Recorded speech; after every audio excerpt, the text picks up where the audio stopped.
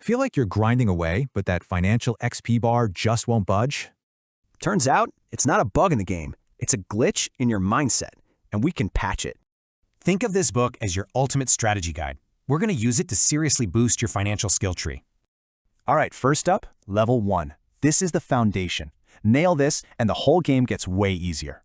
See, your money moves are based on the levels you've played. What looks crazy to someone else makes total sense to you. Okay, on to level 2.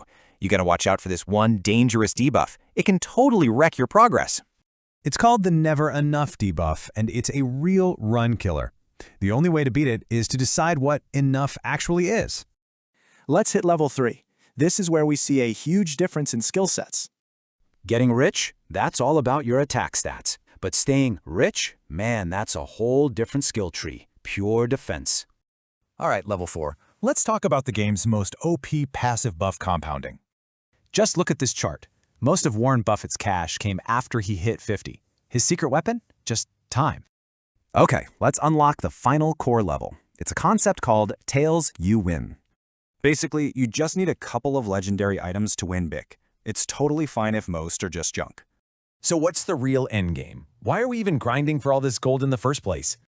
The ultimate prize isn't about getting more stuff. It's about freedom. The freedom to control your own time. That's the real high score. So, you ready to start your adventure? Here are your first 3 quests you can tackle, like right now. And to help you out, I've put together some special loot just for you. I've packed all these cheat codes into a simple one-page strategy guide. The link for it is down in the description. Hey, if this helps you out, help boost the guild stats. Go ahead and like, subscribe, and share with your party. So what's one financial glitch you've run into? Drop your story in the comments. Let's talk about it.